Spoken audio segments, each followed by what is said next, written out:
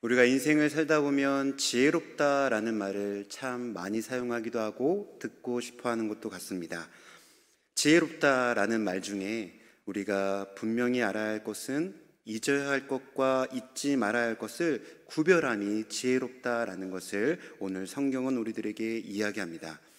얼마 전에 본 TV 프로그램 중에 요즘 젊은 세대들에게 우리나라가 일본으로부터 해방된 그 광복절이 언제입니까? 라고 물었을 때 연도는 몰라도 8월 15일이 광복절이다라는 사실을 잘 모르더라고요.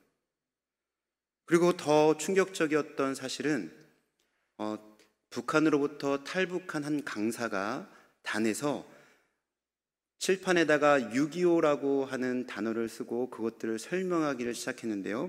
한 학생이 손을 들면서 교수님, 칠판에 적혀있는 6.25가 무슨 뜻이에요? 라고 질문을 했다라고 하는 겁니다.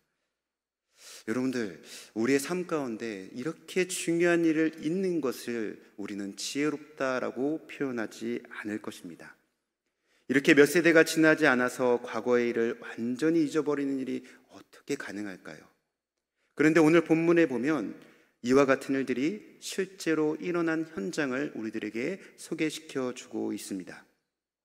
이스라엘 백성들은 출애굽의 기적을 보았던 백성들 아닙니까? 광야에서 만나를 먹이셨던 여호와 하나님의 그 손길을 경험했고, 또한 요단강을 마른 땅처럼 건너게 하셨고 여리고성을 무너뜨리셨던 그것을 본 세대가 분명히 있었습니다. 그들은 하나님을 알았고 믿었고 신뢰하며 섬기며 살았습니다. 그런데 오늘 본문 말씀은 이렇게 소개합니다. 그 후에 일어난 다른 세대는 여호와를 알지 못하며 여호와께서 이스라엘을 위하여 행하신 일도 알지 못하였다라고 말합니다. 단 한 세대 만에 어떻게 하나님을 모르는 세대에 하나님을 잊어버린 세대가 세워지게 되었을까요? 과연 무슨 일이 있었을까요? 무슨 일이 있었기 때문에 이와 같은 일이 있었을까요? 그보다 더 중요한 질문이 이것입니다. 지금 우리가 살아가는 이 시대가 과연 이 사사기의 시대와 무엇이 다를까라고 하는 질문입니다. 오늘 우리는 이 사사기 2장을 통하여서 하나님을 잊을 때 일어나는 그 무서운 결과를 직시해야만 합니다. 그리고 또한 하나님께서는 변함없는 사랑으로 우리를 회복시키시며 하나님의 사랑과 은혜를 베풀고 계심을, 그것을 다시 한번 발견해야 될 것입니다. 오늘 사사기 2장은 여호수아가 죽고 난 후에 이스라엘의 영적 상태를 여실히 보여주고 있는 말씀입니다. 여호수아는 하나님의 말씀을 충실히 지키고 순종했던 지도자였습니다. 그의 리더십 아래 이스라엘은 요단강을 건넜고 여리고를 무너뜨렸으며 가나안 땅을 정복해 나가기 시작했습니다. 그런데 여호수아가 죽자 그를 이끌었던 영적인 긴장감과 거룩함이 느슨해지기 시작했습니다. 그 중에 가장 큰 문제는 무엇이었냐면 바로 가나안 족속을 완전히 쫓아내지 못하고 그들과 함께 사는 것을 선택적으로 타협했다라는 겁니다. 우리 하나님께서는 이스라엘 백성들이 가나안 땅에 들어가기 전에 다음과 같이 명령하셨습니다. 그들과 언약을 맺지 말고 그들의 제단을 헐라라고요. 그러나 이스라엘 백성들은 그 명령을 따르지 않았습니다. 이유는 분명했습니다. 그 가나안 땅을 정복하는 그 수십 년의 세월 동안 그들은 지치고 힘이 들었습니다. 그리고 많은 땅을 차지했기 때문에 소수로 남아있는 그 가나안 족속들과 함께 사는 것을 크게 문제 삼지 않는 타협을 하게 된 것이지요. 그러나 그 타협이 이스라엘 백성들의 신앙을 침식하는 시작이 되었다라는 것을 성경은 우리들에게 이야기합니다. 그의 자녀들은 자연스럽게 바알을 섬기는 가나안 사람들과 이웃사촌이 되어버렸습니다. 그리고 아스타롯을 섬기는 그 풍속이 그들의 삶에 자리매김하면서 자연스럽게 문화가 되어졌습니다. 그렇게 그들의 다음 세대는 하나님을 알지 못하는 세대들이 되어져 버렸던 것입니다. 지도자의 부재, 불순종과 타협, 신앙교육의 단절, 이 세 가지가 이스라엘을 어둠의 시대인 이 사사기의 시대로 그들을 밀어넣고 있다라는 것을 우리들에게 이야기하고 있다라는 겁니다. 사랑하는 성도 여러분, 오늘 우리 사사기 2장을 통해서 우리는 다음 두 가지를 깨달아야만 하겠습니다. 첫째, 하나님을 잊으면 삶은 무너질 수뿐이 없다라는 겁니다. 오늘 본문에 다른 세대는 여호와를 알지 못하였다, 그리고 여호와께서 이스라엘을 위하여 행하신 일도 알지 못하였다라고 하는 이 알다라고 하는 히브리 단어는 야다입니다.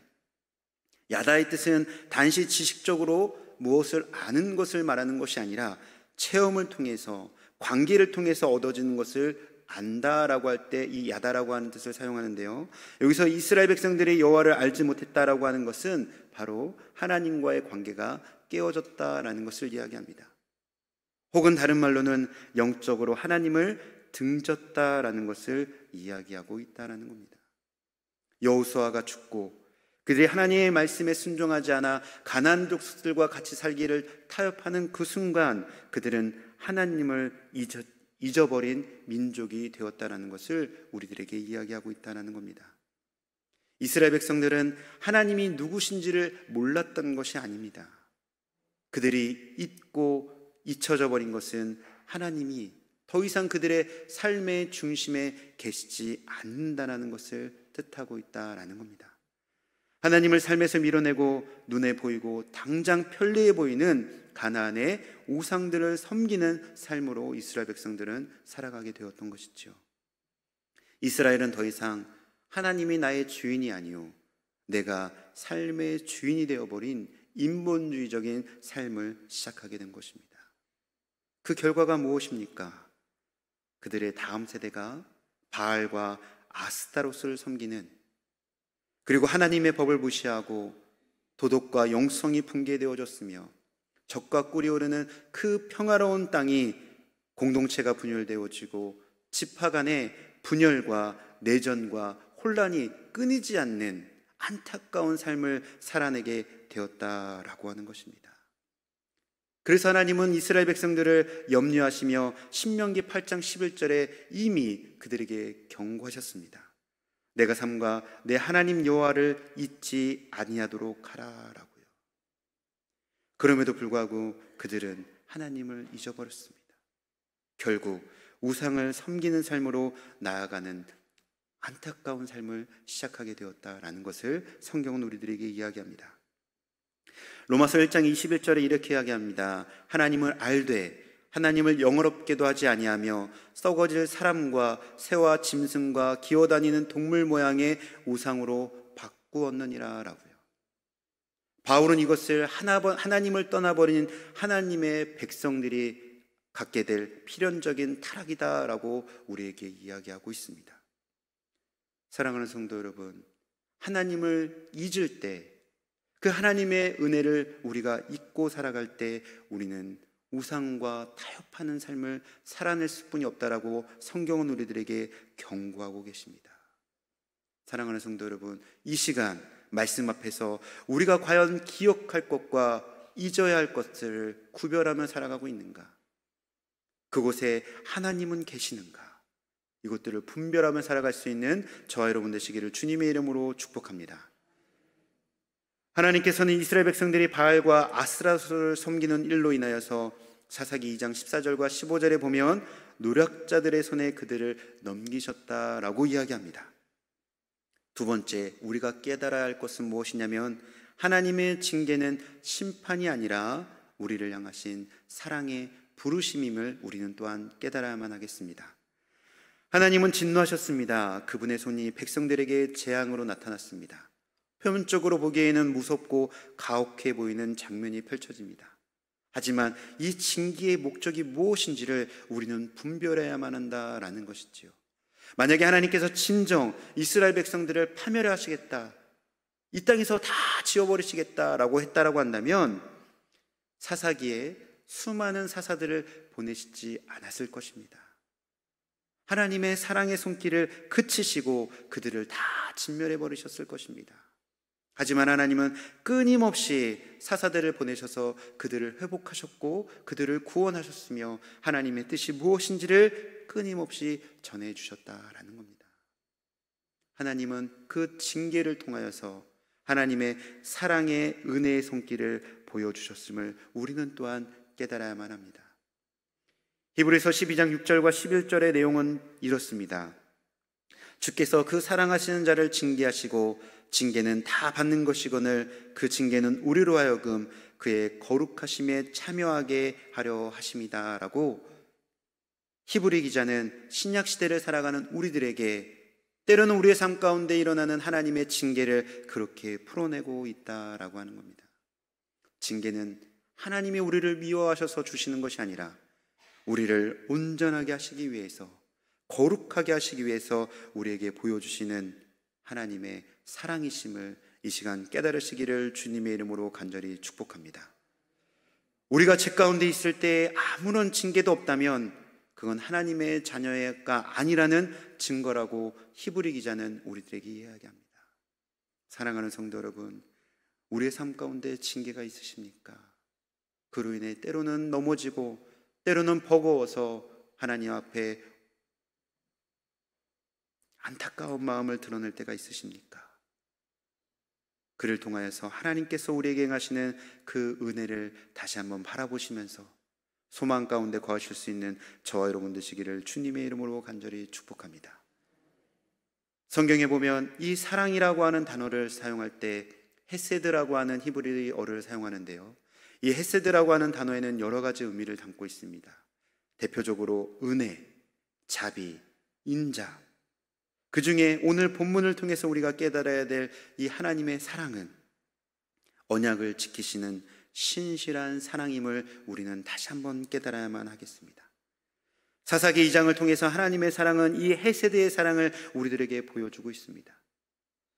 백성들은 하나님을 반복적으로 저버렸습니다. 그때마다 하나님은 사사를 보내주셔서 그 사사가 살아있을 때는 이스라엘 백성들이 회개하였고 다시금 사사가 죽으면 또다시 타락했으며 그럼에도 불구하고 하나님께서는 다시금 사사를 보내주시는 그 사랑을 보여주셨습니다. 그 이유는 단 한 가지, 하나님이 그 백성과 맺어주신 그 언약을 기억하셨기 때문이다라고 우리들에게 말씀하고 있습니다. 하나님은 우리를 절대로 포기하지 않으십니다. 왜냐하면 우리와 그 사랑의 언약을 맺어주셨기 때문에 그렇습니다. 그래서 우리는 때로 우리에게 닥치는 이 징계를 통하여 우리가 바라보아야 할 것은 그 하나님의 사랑을 우리는 바라보고 소망 가운데 거해야만 한다는 것을 우리는 잊지 말아야만 하겠습니다. 하나님은 우리에게 사랑하기 때문에 반복되는 실패 앞에서도 우리를 포기하지 않으시겠다라고 말씀합니다. 하나님의 사랑은 우리가 지킬 수 없는 언약을 대신 지켜주시는 은혜다라고 오늘 본문은 우리들에게 이야기합니다. 또한 우리는 돌아서도 하나님은 다시금 부르시며 우리가 잊어도 하나님은 기억하시겠다라고 약속하십니다. 말씀을 맺도록 하겠습니다. 사사기 2장은 이스라엘 백성들의 죄와 실패를 고발하는 장이며 또한 우리를 향하신 하나님의 끊임없는 은혜와 사랑을 표현하고 있는 말씀이기도 합니다. 우리는 하나님을 잊어버렸습니다. 하지만 하나님은 우리를 잊지 않으신다라고 말씀합니다. 신앙이 무뎌지고 예배가 식어지고 믿음이 흔들릴 때가 있습니다. 하지만 하나님은 포기하지 않으시겠다라고 말씀합니다. 오늘 말씀 앞에 다시 서서 내가 어디에서 멀어졌는지를 되돌아보시고 내가 과연 기억할 것, 그 하나님의 은혜와 사랑, 예수 그리스도를 통하여 경험되어진 그 첫사랑을 내가 잊고 살고 있지는 않은지 다시금 마음판을 새기며 그 사랑 안에 온전히 거여서 하나님께로 다시 돌아가기를 결단할 수 있는 저와 여러분 되시기를 주님의 이름으로 축복합니다. 함께 기도하겠습니다. 하나님 아버지, 오늘 주신 말씀을 통해 사사기의 어두운 시대 속에서도 결코 멈추지 않으시는 주님의 은혜를 보게 하시니 감사합니다. 우리는 자주 흔들리고 넘어지고 하나님을 잊고 살아갈 때가 많았지만 그때마다 우리를 외면하지 않으시고 다시 시작할 기회를 주시는 주님의 사랑과 은혜에 감사와 영광을 올려드립니다. 오늘 이 말씀을 통해 다시 주님께 돌아가게 하시고 우리의 삶 가운데도 사사처럼 하나님의 말씀을 들려주는 이들을 만나게 하여 주시옵소서. 그래서 주의 말씀을 따르는 믿음의 결단의 길로 인도하여 주시옵소서. 주님, 우리의 자녀들을 붙들어 주시옵소서. 이 시대에도 하나님을 아는 세대, 하나님과 동행하는 세대, 하나님의 은혜를 삶으로 전하는 세대가 되게 하여 주시옵소서. 이 모든 간구 우리 주 예수 그리스도의 이름으로 기도하옵나이다. 아멘.